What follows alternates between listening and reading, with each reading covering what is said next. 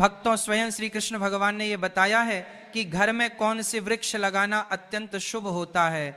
ऐसे वृक्ष न केवल अकाल मृत्यु को रोकते हैं, बल्कि घर में सुख, समृद्धि, आनंद और मां लक्ष्मी की कृपा को स्थायी बनाते हैं। भगवान कहते हैं जो लोग संपन्न होते हैं वे अपने घरों में विशेष प्रकार के पौधे लगाते हैं, इसलिए आप भी इन्हें अवश्य लगाएं ताकि आपके जीवन में भी शुभ फल प्राप्त हो। एक बार देवी रुक्मिणी ने विनम्र भाव से भगवान श्री कृष्ण से पूछा, प्रभु कृपया यह बताइए कि मनुष्य को अपने घर में कौन से वृक्ष अवश्य लगाने चाहिए, कौन से वृक्ष दरवाजे के सामने रोपने से दरिद्रता दूर होती है और कौन से वृक्ष लगाने से शत्रु, रोग, भय, भूत प्रेत जैसी बाधाएं समाप्त होती हैं। भगवान श्री कृष्ण मुस्कुराए और बोले, प्रिय रुक्मिणी, आज तुमने बहुत ही कल्याणकारी प्रश्न पूछा है। वृक्ष इस सृष्टि का आधार है। यह न केवल पर्यावरण को शुद्ध करते हैं बल्कि घर परिवार में सकारात्मक ऊर्जा का संचार भी करते हैं। जब किसी घर के आंगन में शुभ वृक्ष लगाए जाते हैं तो वह घर देवताओं के समान संरक्षण प्राप्त करता है। वृक्ष वास्तु दोषों को दूर करते हैं और परिवार में शांति, सुख तथा ऐश्वर्य लाते हैं।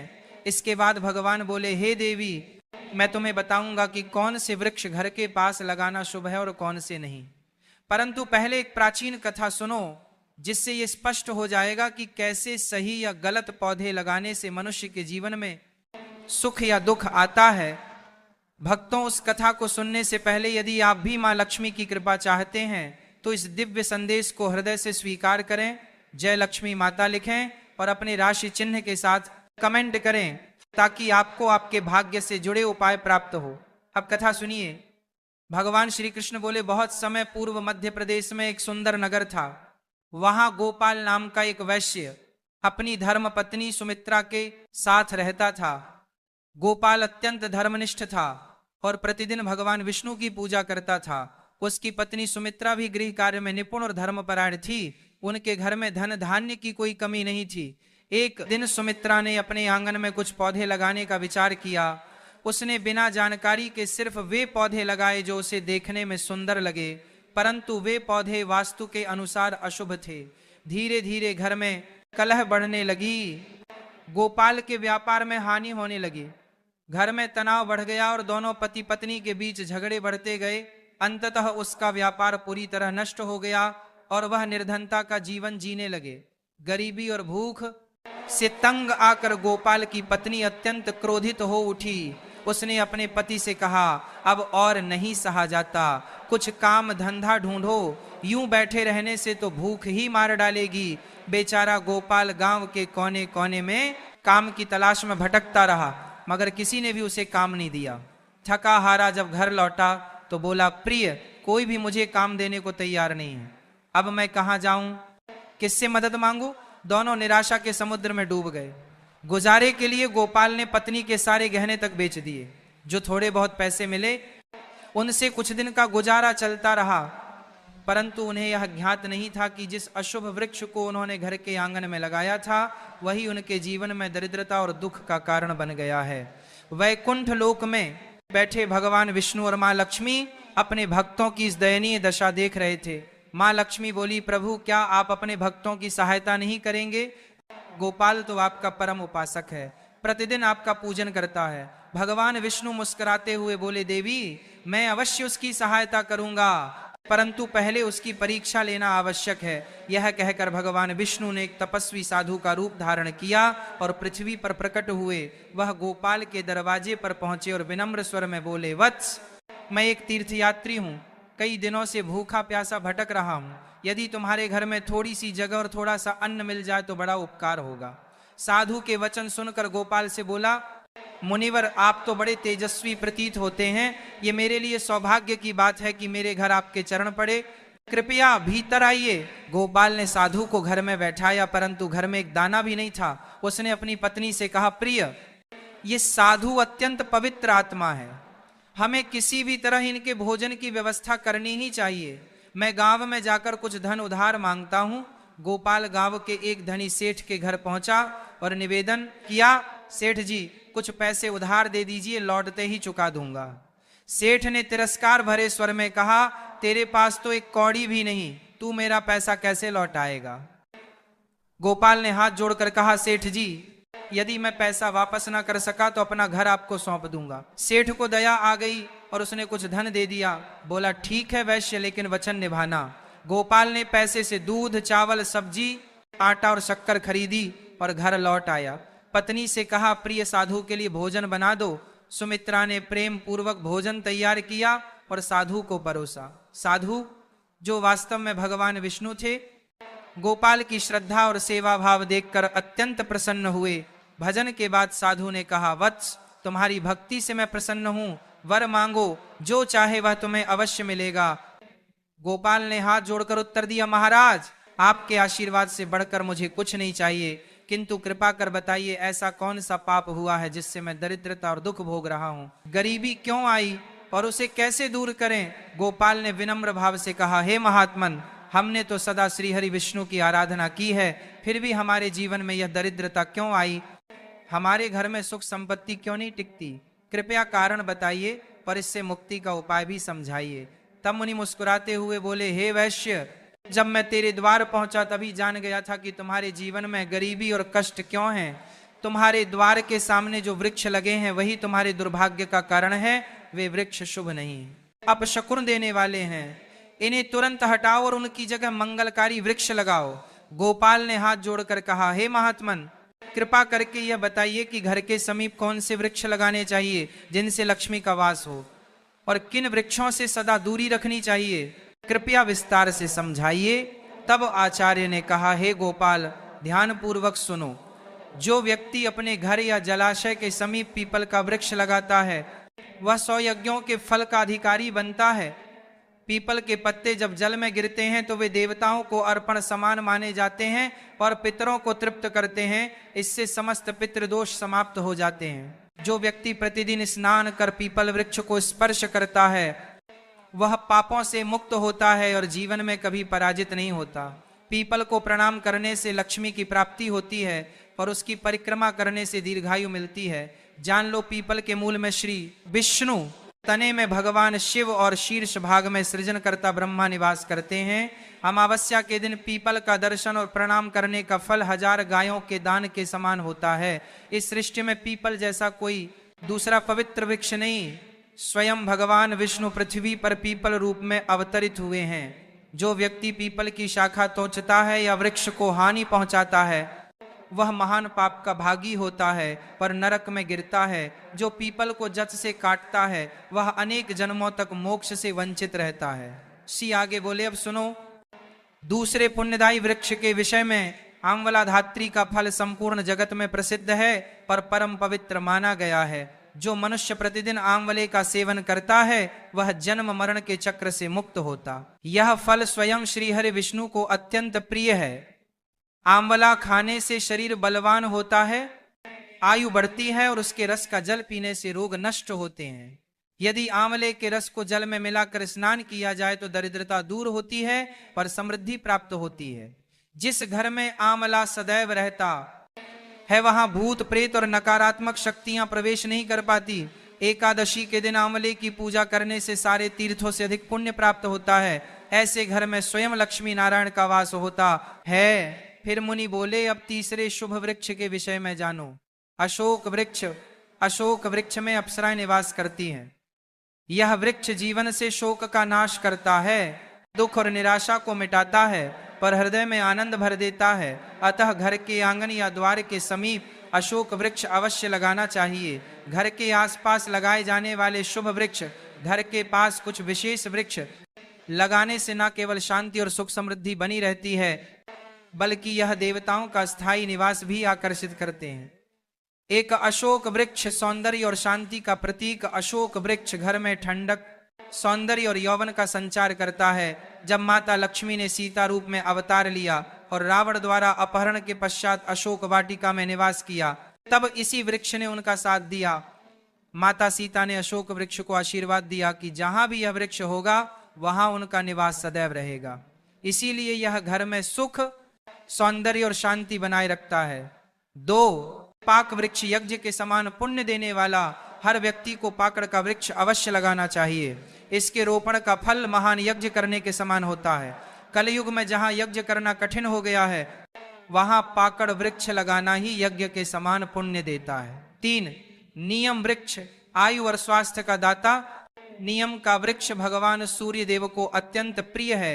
इसके रोपण से दीर्घायु प्राप्त होती है और अनेक रोगों से मुक्ति मिलती है। माता लक्ष्मी भी नियम पत्र को अत्यंत प्रिय मानती हैं, इसलिए नियम के समीप उनका निवास माना गया है। घर के सामने नीम का पेज लगाने से आरोग्य, धन और समृद्धि प्राप्त होती है। 4, जामुन वृक्ष कन्या रत्न की प्राप्ति का संकेत। यदि कोई व्यक्ति पुत्री प्राप्ति की इच्छा रखता है तो उसे जामुन का वृक्ष अवश्य लगाना चाहिए। घर के सामने जामुन का वृक्ष होने से कन्या जन्म लेती है, जो परिवार के कुल की कीर्ति बढ़ाती है। 5, बेल और गुलाब शिव पार्वती का संयुक्त निवास। बेल वृक्ष में भगवान शिव का और गुलाब में माता पार्वती का निवास माना गया है। यदि बेल के समीप गुलाब का पौधा लगाया जाए तो उस घर पर सदैव शिव पार्वती की कृपा बनी रहती है। ऐसा घर न कभी दरिद्र होता है, न वहां अकाल मृत्यु होती है और न कोई स्त्री विधवा बनती है। 6, नारियल वृक्ष संतान और सौभाग्य का प्रतीक। नारियल का वृक्ष लगाने से व्यक्ति को श्रेष्ठ और सद्गुणी संतान की प्राप्ति होती है।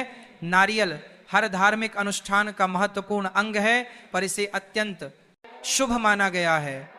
जिसके आंगन में नारियल वृक्ष होता है उसके परिवार को समाज में सम्मान मिलता है और सौभाग्य बढ़ता है। 7, पारिजात वृक्ष समुद्र मंथन से उत्पन्न लक्ष्मी प्रिय। पारिजात वृक्ष का जन्म समुद्र मंथन के समय हुआ था। उसी समय माता लक्ष्मी भी प्रकट हुई थी, अतः पारिजात माता लक्ष्मी को अत्यंत प्रिय है।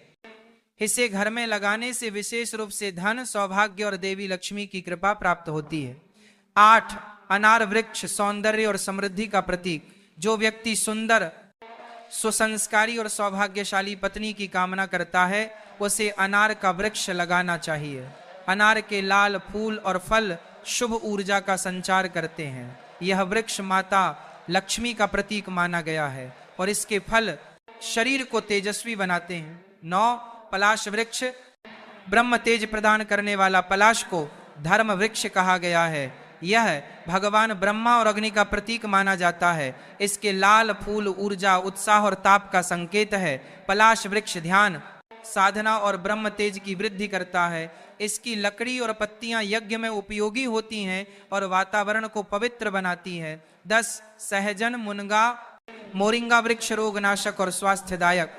जो व्यक्ति किसी रोग से पीड़ित हो उसे सहजन का वृक्ष लगाना चाहिए। यह वृक्ष अनेक गंभीर रोगों को समाप्त करता है और शरीर को स्फूर्तिदायक बनाता है। अब जानिए किन वृक्षों को घर के सामने नहीं लगाना चाहिए। 1, कांटेदार पौधे, रेगिस्तानी पौधे।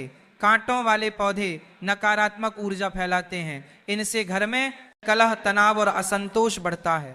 ऐसे पौधों को घर के भीतर या सामने लगाने से वास्तु दोष उत्पन्न होता है, जिससे आर्थिक हानि, रोग और पारिवारिक मतभेद होते हैं। 2, ताड़ वृक्ष पाम ट्री। ताड़ वृक्ष घर के लिए अशुभ माना गया है। कहा जाता है कि जहां ताड़ का वृक्ष होता है वहां संतान सुख बाधित होता है, बच्चों की उन्नति रुक जाती है। 3, भेड़ा वृक्ष टर्मिनेट या बेल का भेड़ा वृक्ष को भूत प्रेतों का निवास स्थान कहा गया है।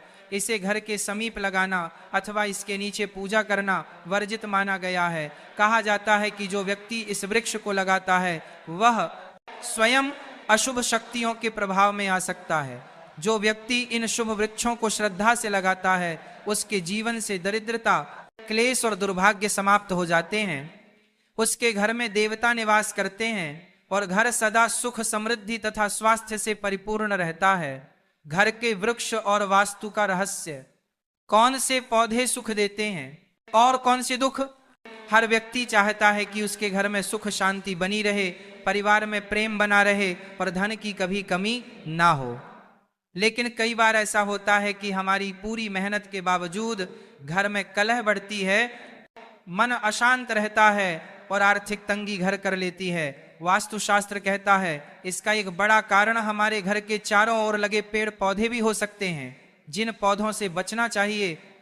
जो पौधे या वृक्ष काटने या तोड़ने पर दूध जैसा रस छोड़ते हैं उन्हें घर में या उसके आसपास कभी नहीं लगाना चाहिए। ऐसे पौधे नकारात्मक ऊर्जा फैलाते हैं। बबूल केसिया का वृक्ष घर के सामने लगाना अत्यंत अशुभ माना गया है। इससे घर में विवाद और विपत्ति आती है।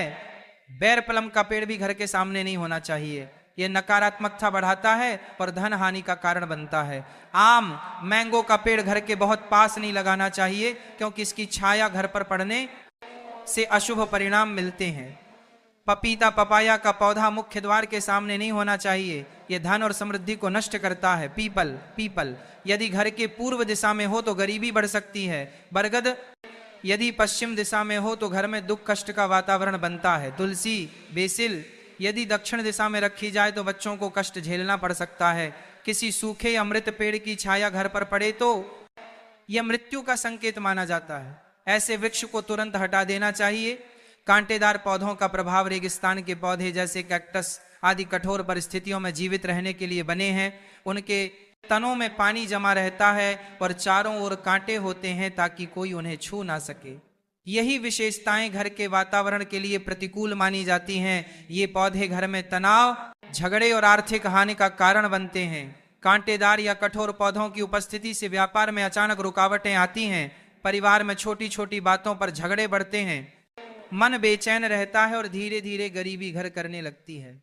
इसलिए वास्तुशास्त्र और ऋषियों ने ऐसे पौधों को घर के भीतर या मुख्य द्वार पर लगाने से मना किया है। कौन से वृक्ष घर में सुख समृद्धि लाते हैं? वास्तुशास्त्र बताता है कि वे पौधे जो देवताओं से जुड़े हैं, घर में शुभता और दिव्यता लाते हैं। पीपल वृक्ष भगवान विष्णु को प्रिय है। इसकी पूजा करने से पितरों का आशीर्वाद और विष्णु कृपा दोनों मिलती है। तुलसी माता स्वयं लक्ष्मी जी का स्वरूप मानी गई है। जहां तुलसी होती है वहां दरिद्रता नहीं टिकती।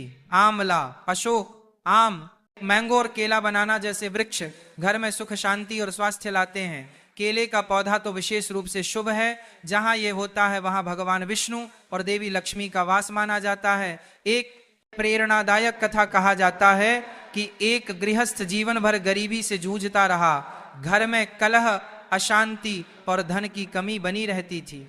एक दिन एक संत उसके घर आए पर बोले, बेटा, तेरे घर की दरिद्रता का कारण केवल तेरे कर्म नहीं बल्कि तेरे घर के आसपास के पेड़ पौधे भी हैं। कांटेदार पौधे तेरे सौभाग्य को रोक रहे हैं, इन्हें हटा दे। पर तुलसी, केले और आंवले के पौधे लगा। गृहस्थ ने संत की सलाह मानी।